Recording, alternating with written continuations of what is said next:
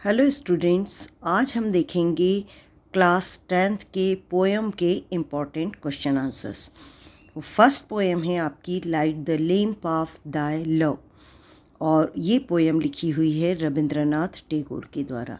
Light the lamp of दाय love के महत्वपूर्ण क्वेश्चंस को देखते हैं। फर्स्ट क्वेश्चन है, what do you mean by in my house in the poem. In my house का मतलब क्या है? तो आंसर है in the poem in my house means in my heart. मेरे हृदय में मेरे घर में का मतलब क्या है? यहाँ पर जो पोएट कहना चाहते हैं कि वो मेरे हृदय में, क्योंकि पोएट कहते हैं कि मेरे घर में अपने प्यार का दीपक जला दीजिए, तो यहाँ मेरे घर का मतलब है कि मेरे दिल में। सेकेंड है, what does darkness stand for. Darkness किसके लिए बताया गया है? तो आंसर है डार्कनेस स्टैंड्स फॉर इग्नोरेंस, अर्थात अंधकार यहाँ पर किसके लिए बताया गया है? अंधकार किसे कहा गया है? अज्ञान को। Question number 3, what does light stands for. Light अर्थात प्रकाश यहाँ किसे कहा गया है? Answer is light stands for knowledge. Light यहाँ पर नॉलेज के लिए कहा गया है, अर्थात ज्ञान को प्रकाश कहा गया है। और एक और ये फोर्थ क्वेश्चन है, what should we pray for. हमें किस लिए प्रे करना चाहिए? आंसर है we should pray God to change. हमें प्रे करना चाहिए भगवान से कि वो क्या कर दें? डार्कनेस इनटू लाइट, वो अंधकार को प्रकाश में बदल दें। Second is evil into good, बुराई को अच्छाई में बदल दें। और थर्ड है क्ले इनटू गोल्ड, अर्थात मिट्टी के शरीर को या मिट्टी को स्वर्ण में बदल दें। ये आपके 4 क्वेश्चन थे फर्स्ट पोएम के। अब देखते हैं पोएम 4 चिल्ड्रन। ये है H.W. लॉन्गफेलो की पोएम। क्वेश्चन है यहाँ पर, क्वेश्चन नंबर 4 इसलिए करा गया है ताकि आपको ध्यान रहे कि पोएम में से कुल कितने क्वेश्चन करने हैं। तो 3 क्वेश्चन हमने फर्स्ट पोएम से ले लिए हैं। अब देखिए, what happens when the poet looks at the children playing. क्या होता है जब पोएट बच्चों को खेलते हुए देखते हैं? आंसर है when the poet looks at the children playing his all questions vanish. जब पोएट बच्चों को खेलते हुए देखते हैं तो उनके जितने भी प्रश्न हैं वो गायब हो जाते हैं। सेकेंड है, where do the windows open. ये बहुत इजी क्वेश्चन है और कई बार पूछा जाता है। Where do the windows open, खिड़की कहाँ खुलती है?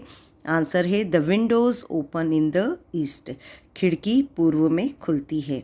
Question number 6, what lies in the hearts of the children.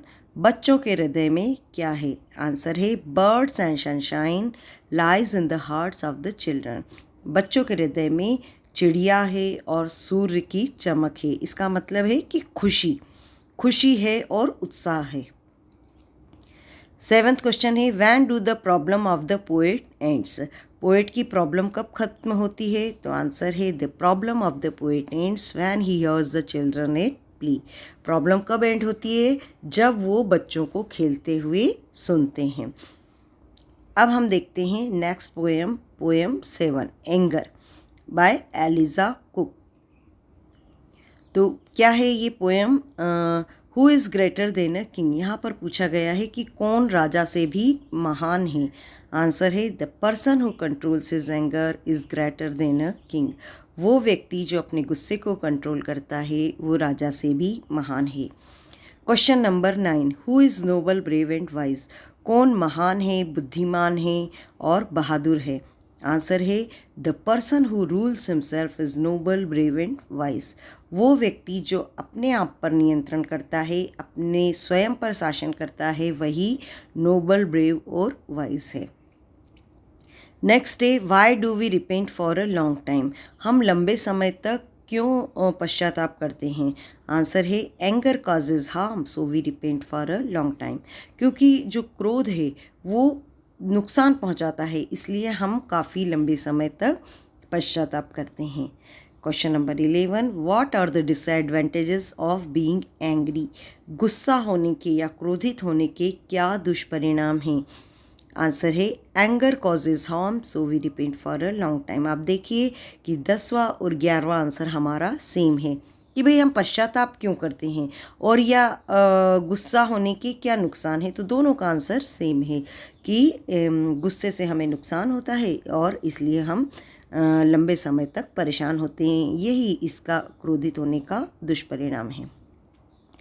Next है पोएम आपकी पोएम 11 विंड, और इस पोएम के राइटर हैं R.L. स्टीवेंसन। क्वेश्चन 12 है who takes the kites high, कौन पतंग को ऊंचा ले जाता है। Answer is wind takes the kites high. कौन ले जाता है? विंड ले जाती है आसमान में हवा को, जो हवा है वो पतंग को आसमान में ऊंचा ले जाती है। How does the wind work, हवा कैसे काम करती है। आंसर है it pushes and blows by hiding itself. क्या करती है हवा? हवा धक्का देती है और बहती रहती है, लेकिन कैसे?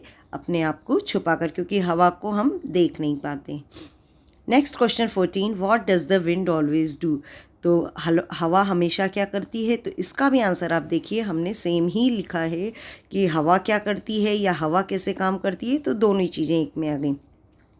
It pushes and blows all day long, तो वो पूरे दिन बहती है और धक्का देती रहती है। नेक्स्ट पोएम 15, आप चाहें तो इसे याद करें या इसे नहीं भी करें तो चलेगा, क्योंकि ये एग्ज़ाम की दृष्टि से ये पोएम इतनी महत्वपूर्ण नहीं है।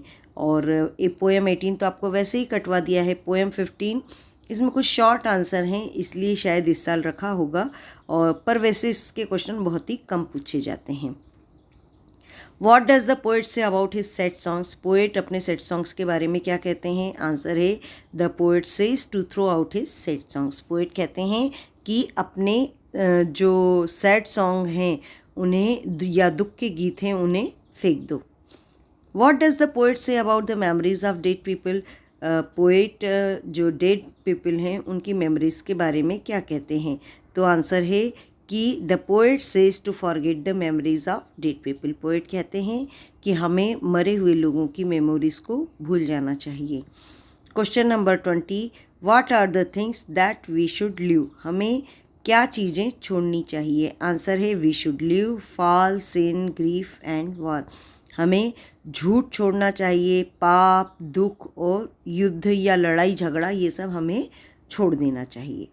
तो ये हुए आपके पोएम के क्वेश्चन आंसर, और आप देखेंगे कि ये जो पोएम हैं इनके क्वेश्चन आंसर्स आप यदि 1, 4 और 11 को भी कर लेते हैं, ये 3 पोएम बहुत ही ज़्यादा महत्वपूर्ण हैं, तो आप चाहें तो स्क्रीनशॉट ले सकते हैं। मैं एक बार फिर स्क्रॉल कर रही हूँ ताकि आप इनको अच्छे से लिख सकें। ये ठीक है, और अगर आपको और भी कोई डाउट हो तो पूछ सकते हैं।